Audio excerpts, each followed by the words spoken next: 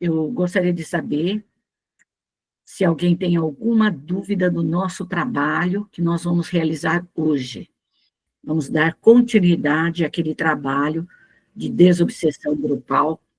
Então, eu gostaria de saber se há alguma dúvida, porque às vezes a gente faz o trabalho e a dúvida aparece logo após a gente terminar. Então, eu gostaria de saber se alguém teve alguma dificuldade, se quer realmente tirar essa dúvida dessa dificuldade, que é muito importante. Bom, o que eu, então, gostaria de colocar é o seguinte: todo trabalho nosso, seja ele de estudo, seja ele um trabalho de desobsessão, pois não, Natalina, pergunte. Chegue bem perto do microfone, daí do seu celular, e fale alto. Pergunte, Natalina. Mais alto, Inalécio. Eu tenho muita dificuldade em me concentrar. Fica difícil, às vezes, que nem eu comentei contigo semana passada, né? Às vezes eu apago, às vezes assim a mente foge para outros pensamentos. Eu tento me concentrar e não consigo. Como é que, assim, eu procedo? Inalécio, o processo de nós nos concentrarmos é nós elevarmos o nosso pensamento, ou o nosso pensamento ele tem que ter um objetivo, um ponto central. Então, quando você está fazendo um trabalho na sua atividade profissional, seja ela qual for, você foca naquele objetivo, não é assim? Uhum. Você foca. Pode o mundo acabar, mas quando você está focado naquele objetivo, nada lhe atrapalha, nada interpõe a sua atividade. Se você está fazendo uma leitura, e essa leitura ela é significativa, e ela, você, como se você participasse daquela leitura, significa que toda a sua atenção está voltada àquela situação. Isso é um meio de que você pode se concentrar. Porque quando você foca, você está concentrado naquele objetivo, naquele fato, naquela situação. Quando nós dirigimos, o nosso foco central é as estradas, é o que está acontecendo. Se nós tirarmos esse nosso foco, o que acontece? Nós, às vezes, podemos nos prejudicar, desequilibrar o carro. Então, essa atenção, essa concentração, é esse foco que nós temos. Quando nós oramos, nós temos que buscar um sentido, Deus. Mas como que eu busco Deus? Eu vou ao universo, ou eu vou numa praia que eu conheci, ou eu vou numa montanha que eu conheço, ou numa cachoeira, e me deixo envolver por aquela situação. Aí, toda a minha atenção, todos os meus órgãos sensoriais, a minha visão, a minha percepção, a minha audição, tudo ela vai se dirigir àquele ponto central. Isso é se concentrar. Isso é estar focado naquele objetivo. Então, quando nós começamos a orar, e eu peço, a Araci pede, que nós nos envolvemos com as energias cósmicas, que nós fôssemos ao universo, diante do sol. Então, você mentaliza esse sol e foca nessa energia do sol e traz para você. E traz para a sua mente, deixa a sua mente se envolver com aquela situação. Aí é que está. É um exemplo simples. Aí eu sei, aí é que está. Quando você, Lara, assim, para se concentrar lá em cima, né? No cosmos, no nosso espaço, no sol, que eu tento buscar. Por exemplo, do sol à luz, não consigo. Você consegue mentalizar uma cachoeira? Mentalizo, eu consigo mentalizar. Isso. Uma floresta. Isso. Então, antes de você ir ao universo, porque você tem essa dificuldade, vá numa cachoeira, vá numa floresta, caminhe nessa floresta, deixe-se envolver por toda aquela energia, porque o fluido cósmico universal, Deus, na sua infinita misericórdia, ele está ali nos envolvendo, ele está presente. Da mesma forma que se você mentalizar uma flor, uma rosa, qualquer vegetal, ou se você mentalizar o reino animal, tudo ali vai te levar a essa concentração.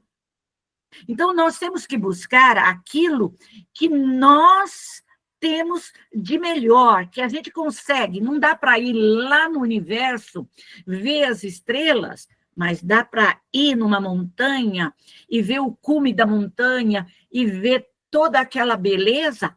Vá até lá. Se você adentrar uma floresta e você sentir toda aquela natureza, todo o aroma dos vegetais que ali estão, toda a neblina ou o vento batendo nas folhas, você sentindo aquilo, deixe-se envolver por aquilo.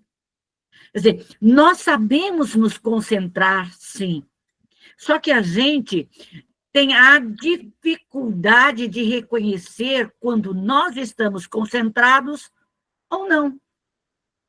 Porque se você se concentra no seu trabalho, às vezes você ali, como marceneiro, ferramenteiro, ou como um professor, ou como um advogado, ou qualquer, como um confeiteiro, um cozinheiro, não importa o que você estiver fazendo. Quando você está fazendo aquilo, todos os seus órgãos sensoriais estão voltados para aquilo ali. A sua mente está voltada naquele objetivo. Esse voltar para o objetivo, isso é concentrar. Só que nós temos que treinar. É treino. Uma hora que você estiver aí sentado ou deitado, mentaliza, tenta. Veja uma foto do universo, da nossa galáxia. Veja aí o Sol fazendo todas aquelas explosões. Fecha seus olhos e mentaliza como se você estivesse diante daquele Sol, diante daquela situação. E você vai ver que você vai até sentir o barulho do estrondo das explosões que o Sol faz, vai sentir o calor, porque nós somos levados. Porque aonde está a sua mente, aí está o seu espírito. E Deus, na sua infinita misericórdia, está presente em todas as situações, em todos os momentos. Só depende de nós treinarmos para nos aproximarmos dele. Entendeu? Faça esse teste e você vai ver como vai ficar mais fácil você se concentrar. Mentaliza isso. Presta atenção quando você está trabalhando. Que às vezes a gente se assusta quando as pessoas chegam levemente, porque todos os nossos órgãos estão ali visando aquele trabalho nosso. E a gente, às vezes, se assusta quando chega uma pessoa, quando ela não faz barulho. Isso é concentrar. Correto? Ok, vou tentar. Deu para entender? Uhum. Faça esse teste e você vai ver como você realmente sabe se concentrar.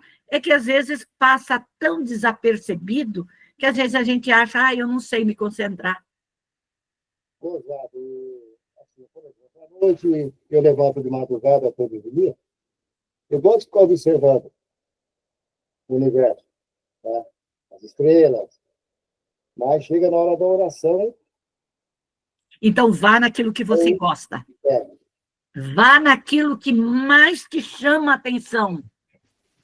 Vai naquilo que você, quando você começa a orar, onde você vai. Deixe o seu pensamento te levar. Quer ir na praia? Vai caminhar na praia? Vai caminhar na praia. Quer ir na montanha? Vá na montanha. Quer ir no universo? Vá no universo. Quer ir no meio da floresta? Ou ficar no meio de um canteiro de flores? Passear na grama? Vá. A mente sua é livre. Por isso que quando nós trabalhamos, nós buscamos e fazemos o trabalho para nós. Eu e Araci, nós só direcionamos, mas cada um tem que ir naquilo que gosta, naquilo que precisa, naquilo que necessita. Compreenderam? Alguém tem mais alguma dúvida?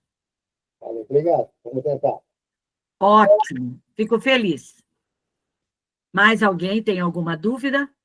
Quer perguntar?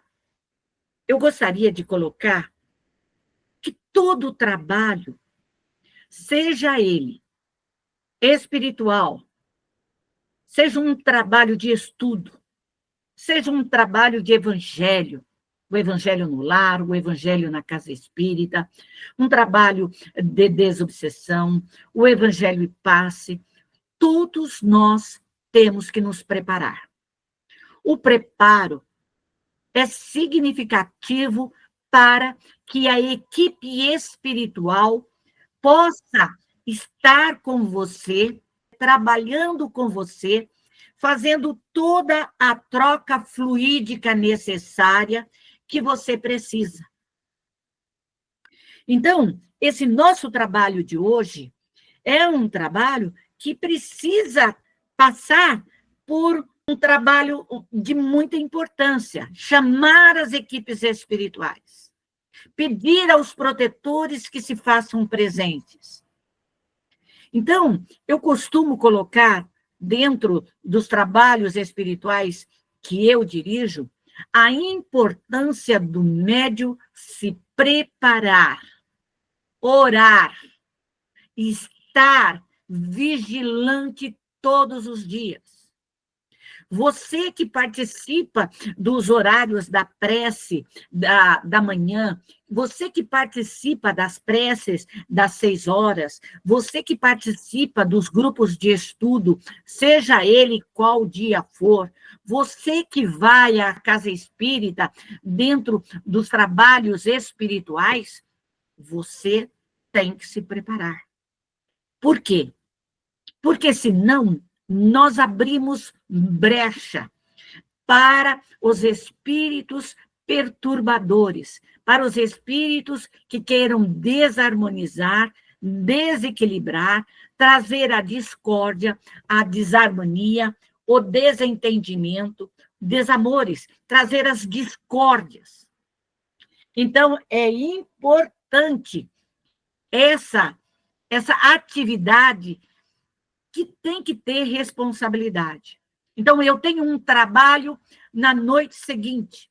Então, eu começo a me preparar hoje à noite. Eu começo já a montar. Se sou uma participante atuante dentro daquele trabalho, eu vou chamar todas as minhas equipes. Eu vou fazer a minha oração a Deus, ao grande mestre Jesus, buscar todas as energias cósmicas. Eu vou buscar todas as energias crísticas, todos aqueles que possam me auxiliar, montar a minha equipe de guarda e retaguarda com os meus protetores. Se eu sou a dirigente desse trabalho, o meu trabalho ele é ainda mais atuante, porque além de montar da mesma forma como um participante, eu sou responsável.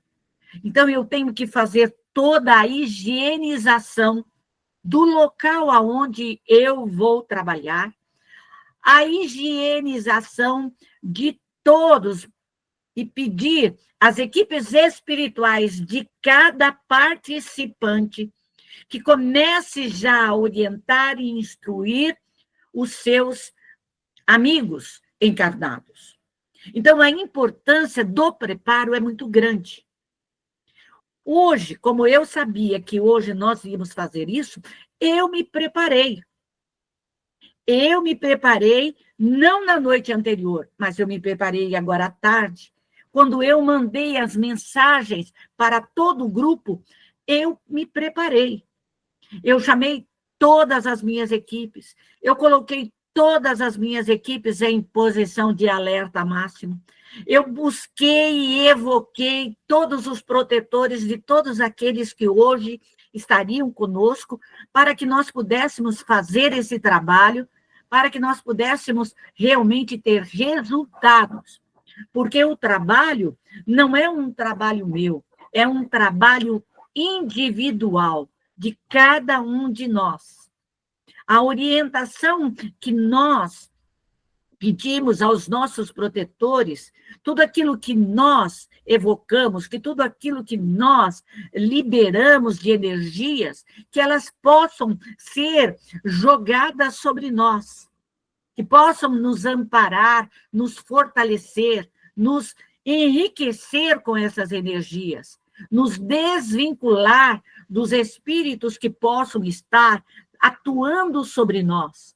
Os espíritos perturbadores, os espíritos obsessores, os rivais, os adversários, todos esses espíritos que prejudicam as nossas vidas material, espiritual, profissional, financeira. E se você tem processos jurídicos que estão ali embaçados, com juízes, promotores e tudo aquilo, você adentra também dentro desta ordem.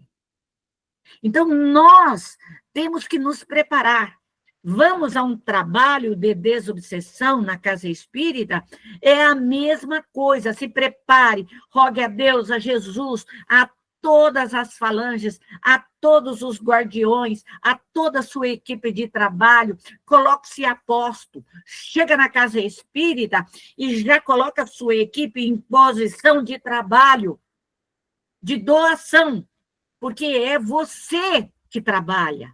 Não são eles que vão resolver o seu problema e você ficar de bracinhos cruzados. Não.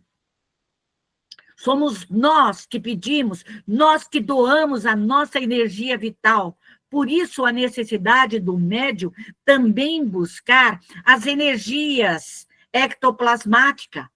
Eu não consigo ir no universo buscar as energias, mas eu vou no reino mineral, eu vou no reino vegetal, eu vou no reino animal, e eu busco todas essas energias para que eu, no momento em que eu precisar desmaterializar, desmagnetizar, dissolver essas energias densas, eu tenho essa energia e eu dou à minha equipe espiritual.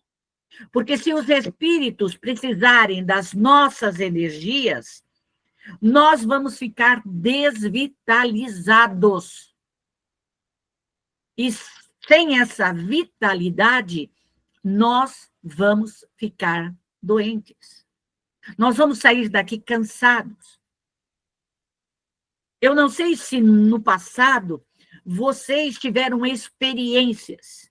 Eu tive, a Araci teve, e acredito que alguns tiveram, que a gente ia para um trabalho mediúnico e quando saía de um trabalho mediúnico, saía cansada, desvitalizada.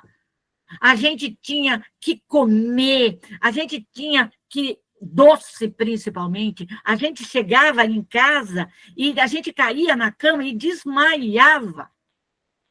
Por quê? Porque nós doávamos, e doávamos a nossa energia, e saíamos da casa espírita, assim, no bagaço. Saíamos sem nada. Nós chegávamos em casa sem uma vitalidade. Se alguém desse um sopro, a gente caía. Eu já cheguei a sair de uma casa espírita e eu não me lembro de como eu cheguei em casa. Eu só fui me lembrar no outro dia que eu estava em casa. Porque a desvitalização foi muito grande. Então, nós aprendemos e passamos para que vocês não sofram as mesmas consequências. Porque doar a sua energia é tirar a sua saúde, é desvitalizar o coração, é desvitalizar todo o seu pulmão, o seu rim, o seu fígado, o seu baço, o seu estômago. Quer dizer, tudo você fica desvitalizado. Então, nós temos que buscarmos essa energia, reter essas energias cósmicas, reter essas energias ectoplasmáticas, para que a gente possa ter condições de doar aos nossos protetores. Você vai num trabalho de passe, de evangelho e passe, você tem que ter energia. Porque se você der passe em 10, 20, 30 pessoas, você sai de lá de 4. Porque você não tem energia. Isso significa o quê? Que nós não estamos trabalhando corretamente. Aí a gente acha que o problema não é nosso, o problema é da casa espírita, o problema é do fulano que está do nosso lado, sugando as nossas energias. Não, o problema é nosso. Nós que não nos preparamos, nós que não tomamos as devidas medidas certas para que não venhamos a sofrer. Porque dentro de um trabalho mediúnico, nós temos que fazer a nossa parte. O outro que está do nosso lado, ele tem que fazer a parte dele.